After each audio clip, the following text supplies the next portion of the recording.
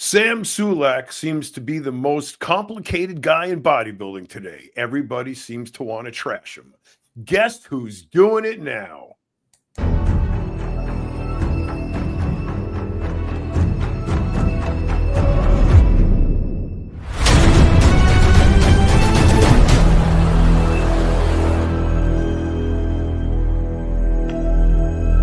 I created Species Nutrition with one mission in mind: to provide bodybuilders and serious athletes with no-nonsense supplements that work.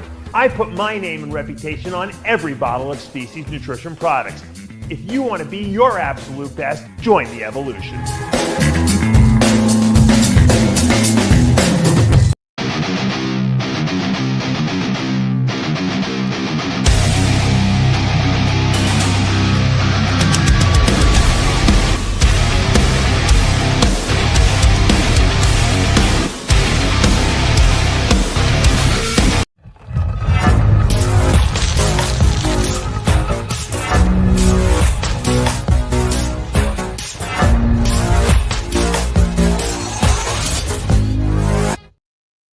And we're back for another installment of the Palumbo podcast. I'm Dave Palumbo, joined by my co-host, John Romano. And John, more Sam Sulek controversy out there. Tim Wilkin, good guy, great MC, good analyst, was on the Olympia TV show with Tara Kilgunty and Chris Cormier. And I guess they must have asked him about what he felt about Sam Sulek, who is the latest sensation in our industry and who just got his pro card, right? Mm-hmm. Yeah. In classic physique.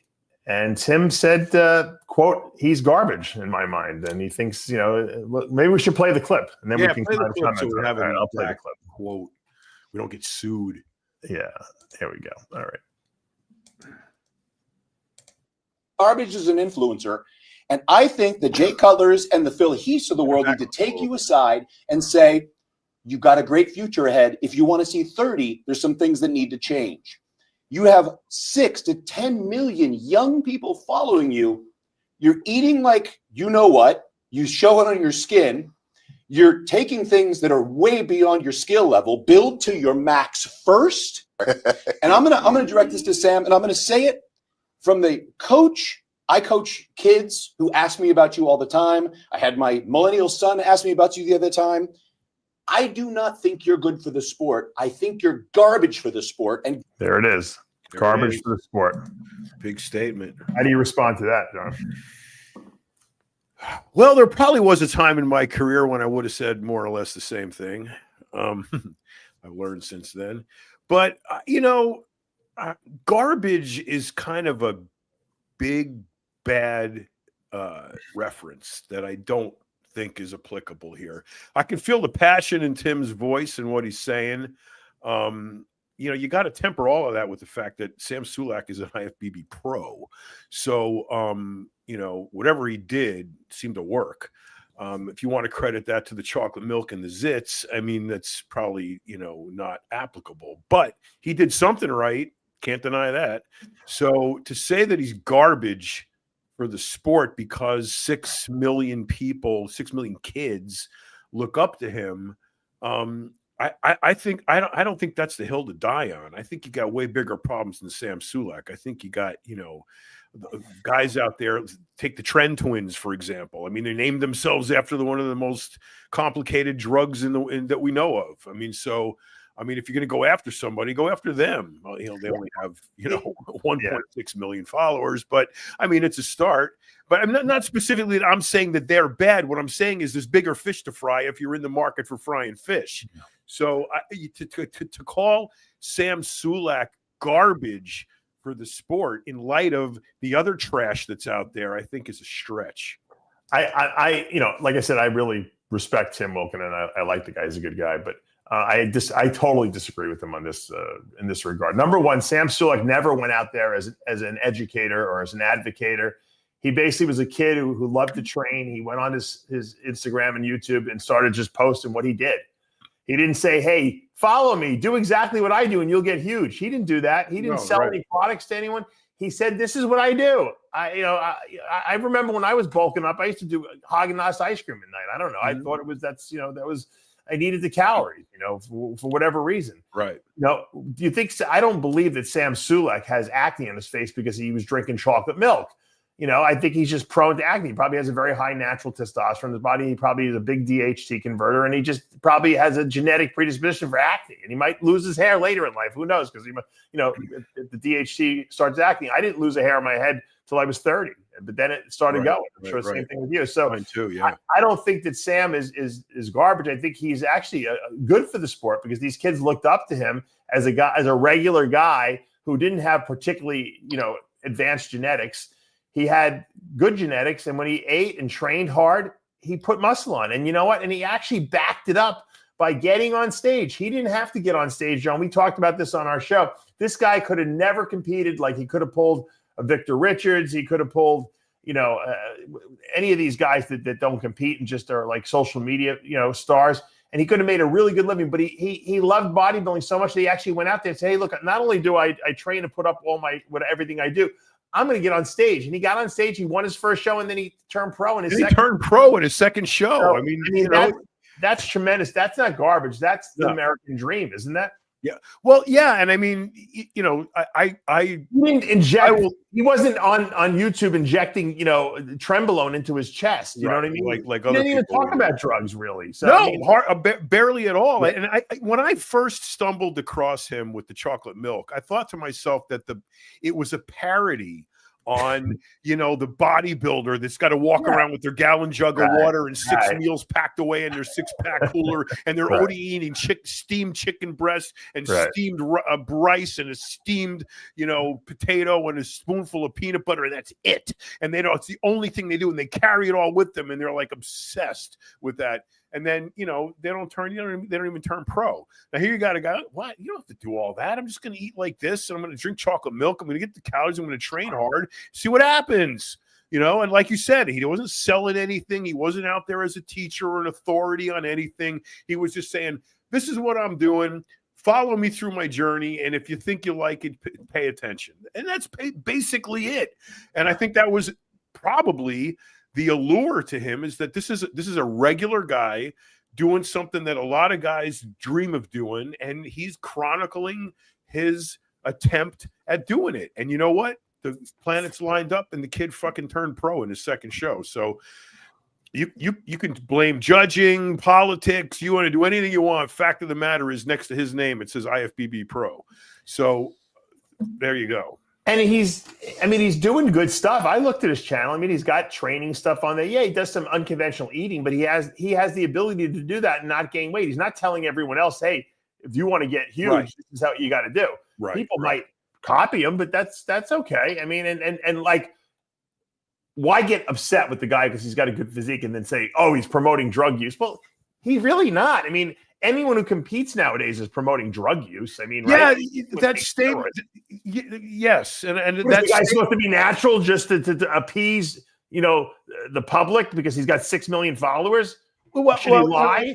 I'm like you, and I'll defend anybody's right to say anything they want for the freedom of being able to do so. But like the statement that Wilkins made about how do you phrase it? So Sulek doing something outside of his skill level, or taking stuff. He's implying he's taking too many drugs. Yeah, right. How does he know? He doesn't know what he's taking. Exactly. So, like I said, I'm not disparaging Wilkins. He has every right to be as passionate about this topic as he wants to be. I'm just saying that you got to be careful with the accusations that you make without knowledge of fact. And like you said, Dave, and I want to keep reiterating it, Sulek never put it out there that I'm the guy to copy. Yeah. So also, whether 6 million kids are copying him or not, we don't know that. We don't. Right. And people are saying, you're comparing right here to Boston Lloyd, but you know what? Boston was different. I'll tell you why Boston was different. Because Boston said, I'm taking 6,000 milligrams of test a week. I'm taking, 500 Tren. I'm taking 800 Wenstrel, 1,000 Master. He went out there and put dosages out there. He was the first person to ever really do that. And so Sam's certainly not doing that. So there's no level of irresponsibility, as far as I can see, in what he's doing. You might not like Sam. You might be jealous of the fact that he has a lot of followers. I'm not saying anyone specific. I'm saying in general. I'm not saying Tim is. I'm just saying. But you can't accuse the guy of saying, taking out the gun and saying, this is what everyone does. This is what I'm doing. Right. He's just saying, this is what I do. And I think that there's nothing wrong with that. I think that to try to assassinate his character for that, I'm against that. Like, once again, I believe that anyone can put out anything they want. If 6 million people want to watch Sam Sulek, he must be doing something that people can relate to, right? And what I think is the relatable thing, and you can tell me if I'm wrong, is the fact that he looks like a regular guy. He's not a Michael Hearn good-looking guy. He's a regular dude from the gym who started out just like all of us, probably didn't look like much of anything, and just grew and figured out he had a fast metabolism. He could eat whatever he wanted, and it didn't matter. He wouldn't get fat. And he put on a lot of muscle, and he built a good physique, and then he actually challenged himself to get on stage, and it all worked out for him. So, I mean, that's the success story. I mean, what really the message that I get from that is that anyone can do that. That's what he basically put out there. You don't have to be, Kevin Levrone or Flex Wheeler. You could just be a regular gym bro guy. Like we used to do the Bros versus Bros challenge. You could be a regular gym bro guy that just dedicates himself 100% and actually can make a living from doing what he's doing before he even didn't step on stage, because he had a YouTube following, an Instagram following that he was actually getting paid for. Right. To me, that really is the American dream, if you want to know the truth. I think there seems to be a inherent human characteristic that makes us tend to dislike a certain genre of person that pops up in pop culture. And Sulek to me was a lot like Dana Lynn Bailey. It's like Dana Lynn Bailey was kind of like the regular girl next door, you know, and she just put it out there that's kind of like just who she was. And what happened? Girls drew to her like a magnet. They even cut her hair like hers. I remember standing in line at an event, bodybuilding contest, where she was giving out a trophy, and there were literally 4 girls in line that had their hair cut like Dana Lynn Bailey. So there's. Sulek was the same way, with the hat on backwards, with the fro curls sticking out the back, and he was just kind of like a regular dude, drank chocolate milk and ate donuts, and you get kind of like endeared to that kind of person, and there's a contingent of people who instantly dislike that kind of person. It would instantly dislike Dana Lynn Bailey because she is an attractable icon that people emulate. And I think the same thing happened with him. It happens rarely. It doesn't happen very often at all.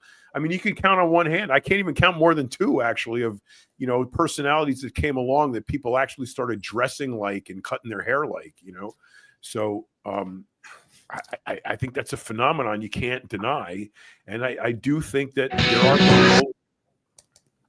there are people that inherently dislike people that are able to pull that off. Have you seen the latest Dana Lynn Bailey? She's riding a bull. Yeah, she's doing everything. Bless her heart, man. But that's why she was a badass. I mean, I would consider this irresponsible if she was telling everyone else to go ride a bull, right? You probably that is such a perfect point. She has how many million followers? Okay. 2 million. 2 million. That's one of the most deadly sports in the world right there. Look at that. Right. Okay. Right. Now, are you going to start? Is she garbage for the sport now because she's exemplifying this hazardous behavior? That just is terrible commentary. I'm sorry. Yeah. She had a great physique. People don't realize this is the first Miss figure Olympia. Not figure women's physique. Physique Olympia. Women's physique. Yeah. Yeah, she was the first pro crown, and then she's the first Olympia champion. So. She handed Valerie her trophy when Valerie turned pro. This is where it all came. I mean, this is what it started like. It should have stayed like that, in my estimation. Oh man, it sure should have. Now you have figure. Looks like that. Well, yeah, figure is. I think figure's even bigger than that. Probably figure's even bigger now. Yeah. And you know what the funny thing was? She was told in figure that she was too big, and that's why she stopped competing. And then they created women's physique, and then she went into women's physique, and she was the ideal. Now, if she went and competed in figure, they tell her she's too small, probably. You hit the nail on the head with these two. Rob, too. I mean, they live an exciting life. They have Porsches and motorcycles and snowmobiles. There was a video Rob posted of them out on the desert, and they, Rob flies a helicopter, and they had 2 helicopters and all these 4-wheeler things, driving across the desert. It looked like the scene from Apocalypse Now. It was incredible, and all you needed was guns, and that would have been a fucking movie scene, right? Now, obviously, is that not aberrant behavior? Is that not appealing toward their millions of followers that they should now get in a helicopter and strafe the sand in the desert with 4-wheelers and possibly guns?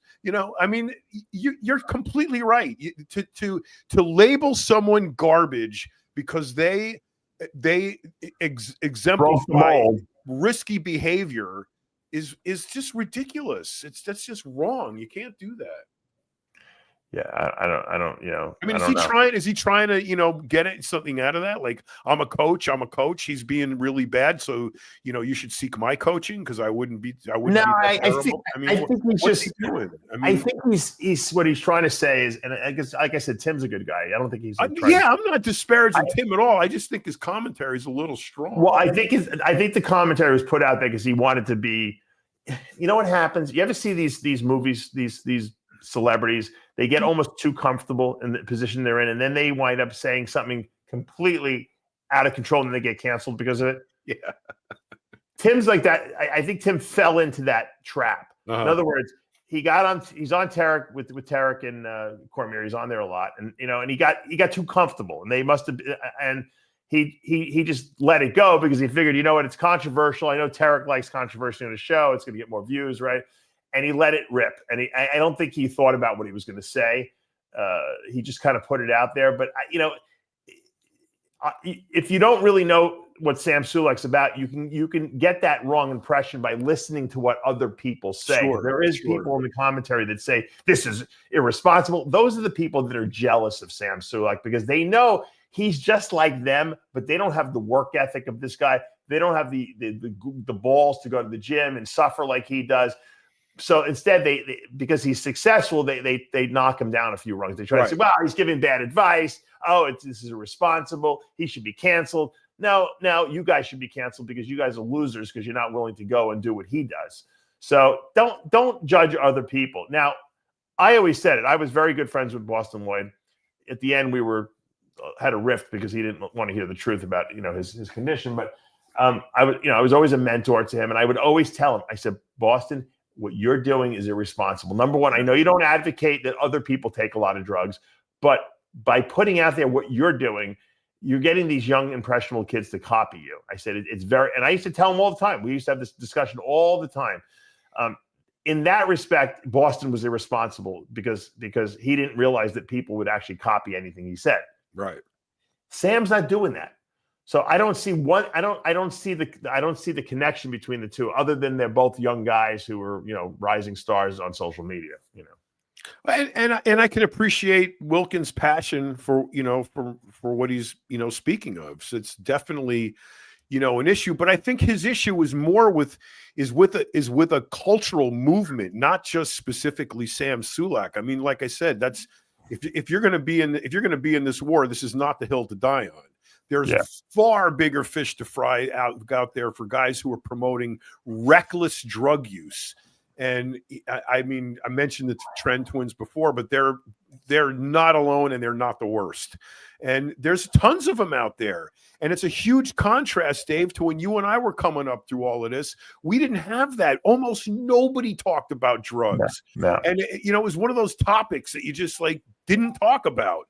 And now you got kids literally glorifying the stuff that we used to keep, close to our vest. So I think this part of our reaction to that can be, considered sort of like, wow, I can't believe these guys are making such light of this stuff that we took so seriously, And this could potentially be dangerous.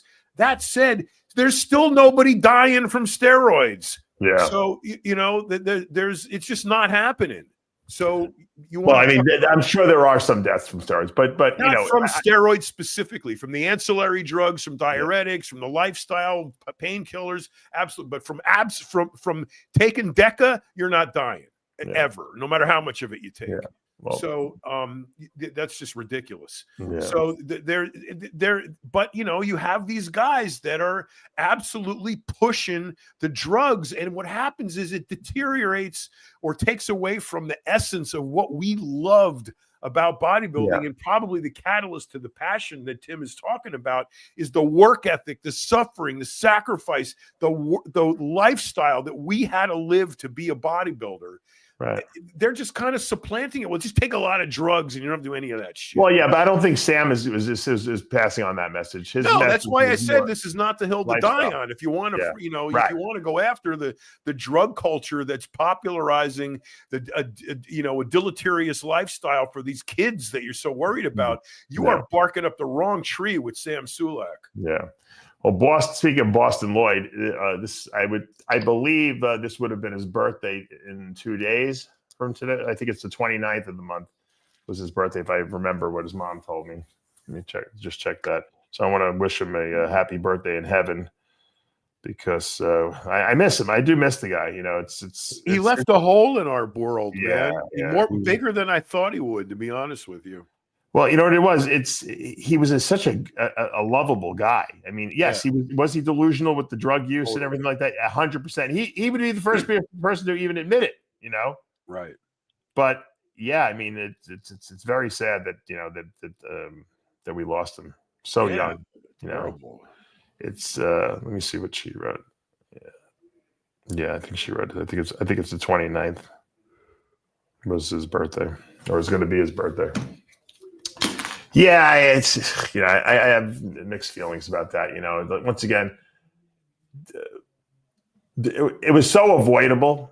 You know, if you really want to have an apt comparison, Sam Sulek doesn't fit this category at all. Boston Lloyd and Derek Anthony were two peas in a pod, essentially. I was just going to bring Derek up too. Yeah, they both died almost the same age. Yep. Derek was 31. Boston was 29. Both of them did way too many drugs, steroids, for too long. And Derek probably had, you know, I'm sure both of them had very high blood pressure for 8 or 9 years, which obviously we know destroys the kidneys. Both of them had kidney, failure. And Boston's obviously cause of death was the aortic aneurysm. But, Derek's was basically organ failure because Derek had some liver issues as well. Didn't he have liver cancer? They discovered. Yeah, I think he had those those cysts on his liver and stuff. Yeah. He had a lot. That's why they put him on the chemo, and the chemo is what killed him. More than likely, yeah. I think it was. I mean, what happens is when you put so much stress, strain on your body, and then your kidneys not functioning, your liver's not functioning. It's like then you add chemo. You're screwed. You're screwed at that point. You're done. Unfortunately. But that's a very apt comparison, those two guys. And if you want to learn anything from their story, and it's extremes use of anything is not good. And I know as bodybuilders and as athletes and as people in general, we tend to be extremists, right? We think the more you do, the better. I was that way with running because runners are like, the more you run, the better. Never take days off. With bodybuilding, it's controlled fury. It's like you got to train really hard, but then you got to take your days off so you can recover. You got to eat enough.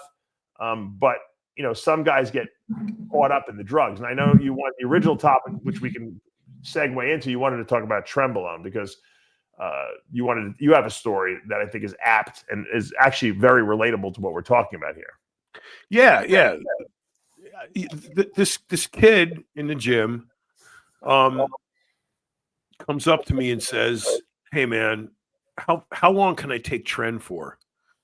And I'm like, dude, and I'm looking at this kid. He's got like just a skinny kid, with probably maybe 20 years old, maybe 19, 20, 21, somewhere in there, young, late teen, wide-eyed, I want to be a bodybuilder kind of dude, And for how long can I take Tren?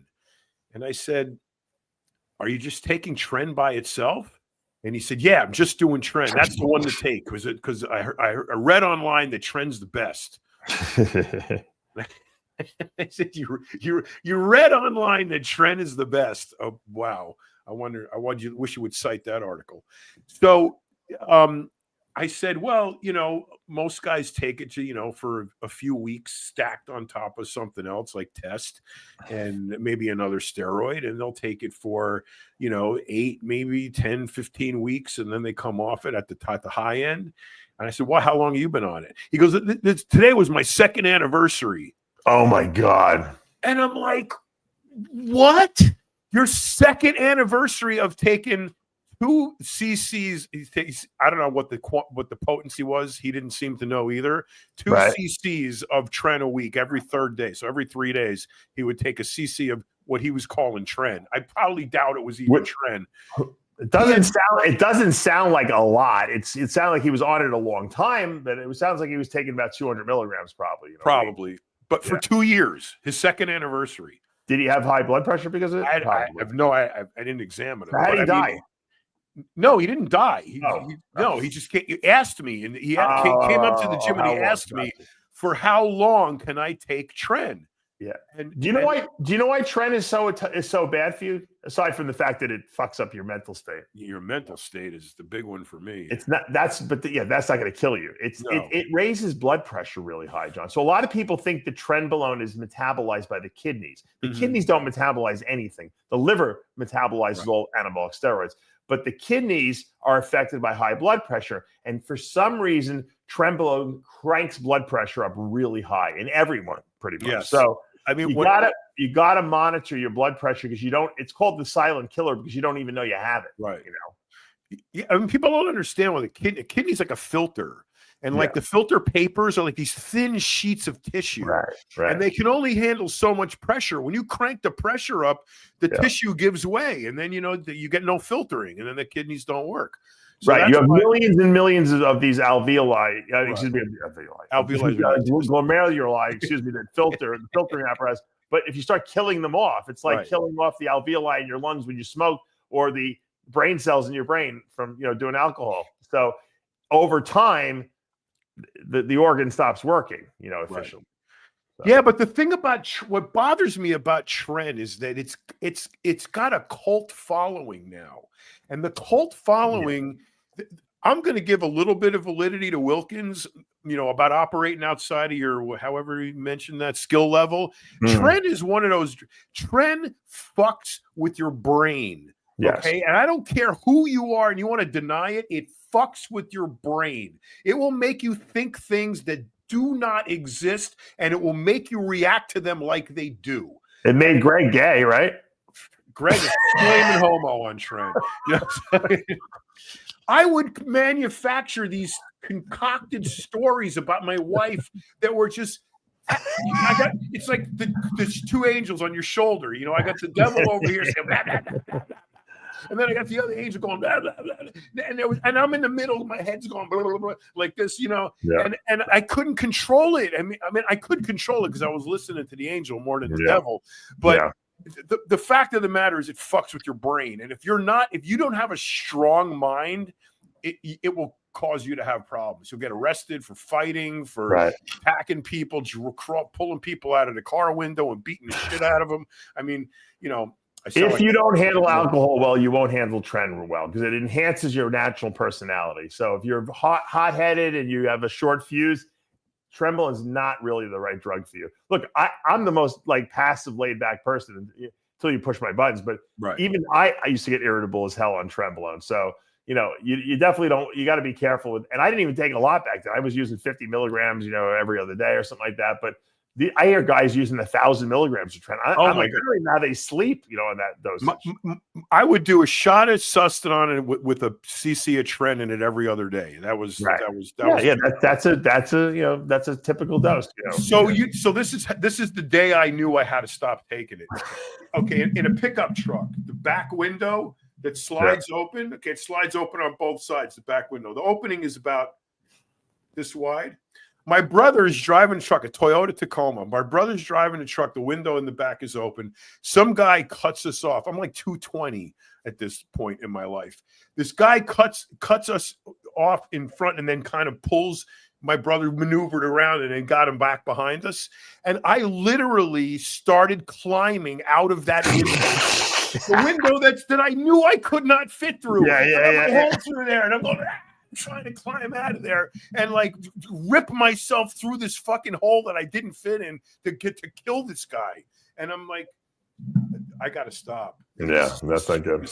Apart from the fucking weird shit I'm thinking about my wife being able to think I'm gonna crawl out and pull somebody out of their car and kill them. Not good. Yeah, not good. That's time to stop doing that. And just to address this question we got about Fiberlife, but my suggestion with high blood pressure, if you have, let's say you're on Trenbolone, let's say you're doing a cycle and your blood pressure does go up. My suggestion is to always have like a blood pressure medication, available to you.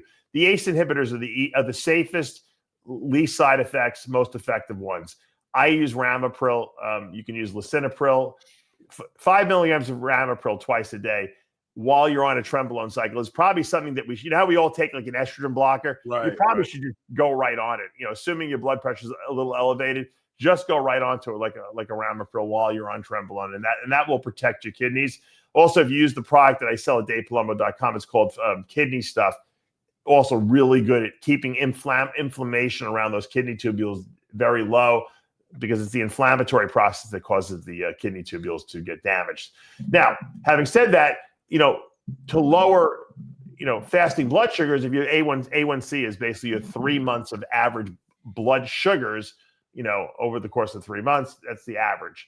If you're running high, which is over 5.5, your the A1C, then, you're probably running high fasting blood sugars. Now Fiberlife will help lower blood sugars, because what it does is when the gut bacteria ferment it, they send signals back, these short and medium chain fatty acids back to the liver, and it suppresses the liver from releasing glucose. So a good quality, high fiber, high soluble fiber product will suppress blood sugar levels that are coming out of the liver. So it definitely helps blood sugar control. That's assuming that, you only have a moderately high, blood sugar. If you're running high blood sugars, like you're waking up in the morning at 100, 110, which is way too high, you might need a long-acting insulin. That's a different story altogether. But a good Fiberlife definitely has improved a lot of people's. I know it helped Greg's fasting blood sugars as well. So yeah, just throwing it in there. Anyway, but getting back to the point about Trenbolone, it's really, once again, it's controlled fury.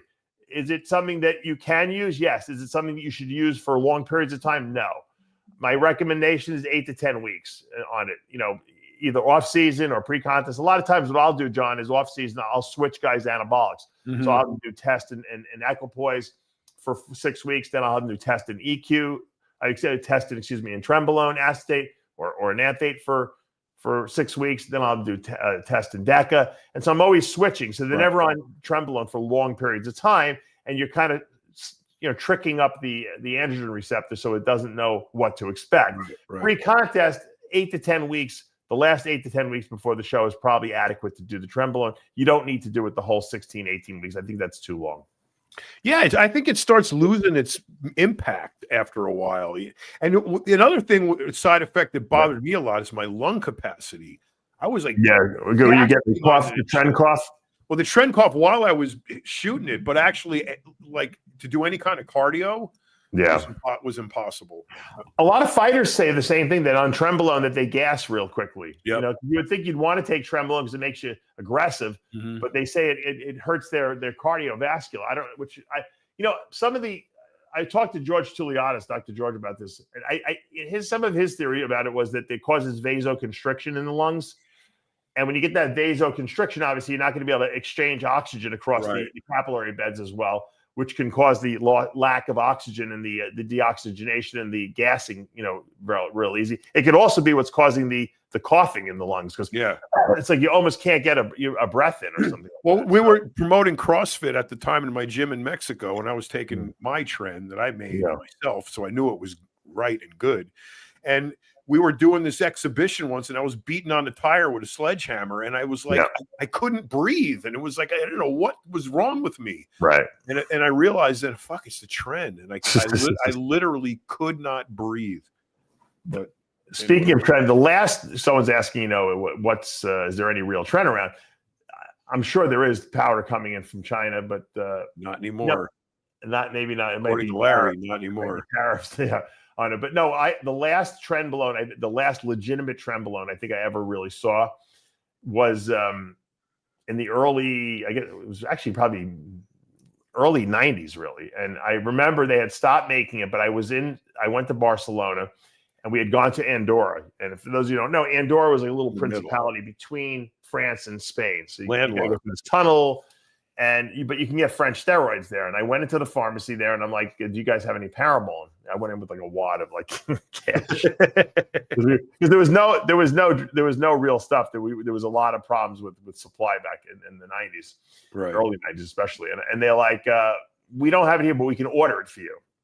So I stayed overnight in Andorra, which was really very very cute. If you ever have a chance to, a lot of banks, big banking country. Yes, but it's I loved it. They have all the it's set up like a kingdom almost. There's people with they look like you go to England, but they have the red coats and they have all the soldiers. I have a friend who lives there, so he says it's really cool. Oh yeah, it was, and it was. I don't think there's any tax there, right? It's tax free. No, that's why all the banks are there. Yeah. So I come back the next day, and she has like 200 vials of Trenbolone, of the Palumbo, and it comes as it's 1.5 mLs. It's 76 milligrams in each little amp. Right. We were using 2 of them back in the day a week. Probably the guys today would take 5 of them. But one is good, 10 is better. And I remember it because I had just come from Barcelona, where one vial of Primabone was $1.50. Right. This was $12. They wanted a vial, and they knew it because there was a limited supply of it. They had stopped making it. This was the leftover stuff that was left, and I took them. For $12, it was still pretty cheap because they were selling for like $30 a piece on the back home on the black market. So we bought them all, my friend and I. We put 200. We went back to our hotel. We took them all out of the boxes, and we put like strips of tape, and we put all the little glass vials on tape. We taped them. We put them inside of like a magazine or something like that, and we shipped them. We mailed them back to ourselves. And that's I had Palumbo for about 5 years after, 4 years after that. Awesome. Because I would only use it like right when before contests, because you couldn't get it, and there was no trend acetate back then, if you remember. Anyway, wrap this up because I got my meeting. Yeah, no, I know you got that coming up in a second, but what is this? Do you guys remember an underground lab called New Farm in the early 2000s? It was from Canada. I believe the Hells Angels might have made it. Great stuff. Did you ever see that stuff? Never heard of it. I didn't. I never used that. But that doesn't mean anything. There are so many UGLs in the 2000s. So no, was there though in the early 2000s? Oh my God, it was an unlimited supply of raws from China flowing in. I mean, it was easy. That early on? Yeah, I think maybe even earlier, because Duchesne's whole thing was he wanted to have a lab right near the border in Mexico where they could get the raws from China and then smuggle it across. So Duchesne knew about the whole China raws and making underground stuff. Because most people weren't talking about that, John. I didn't know that Duchesne was that advanced in his thinking back then. No, his goal was to have a steroid lab right on the border, where he could, import the raws and make the product and then, add it to the Mexican steroid market that gets smuggled across. Oh, I see. And what stopped him from doing that? Getting arrested the second time? Probably that he died. He was still planning on doing that, even though we were still talking about it. Oh my God, he would have been a 3-time loser. That would have been forget about. Well, he would have done it in Mexico, so I don't think he would. They probably would have Operation Gear Grinded him and got him anyway. They would have pulled a Larry. What they did with Larry? Yes, they would have. Larry really realized Dan Duchesne's dream, right? Larry, I did too. To a smaller. Well, no, my lab was not on the border. Mine was in Guadalajara. But you were smart. But you were smart because it was far enough away from the U.S. government that they didn't care. Well, my intent was never to bring it to America. No, My I intent know, was that's to smart. satisfy the Latin American market. Right. You were very smart though, John. You learned your lesson from Dan. That's Yes, you go to prison once, that's enough. That's right. Yeah. Well, ultimately, what do you guys think? Did Tim Wilkin insult Sam Sulek unnecessarily, or was it a responsible response to what Sam is putting out there? You heard John and I opinion. I'd love to hear yours. Put it in the comments below. We are out of time. Until next week, I'm Dave Palumbo and John Romano. We'll see you next time. Bye, guys.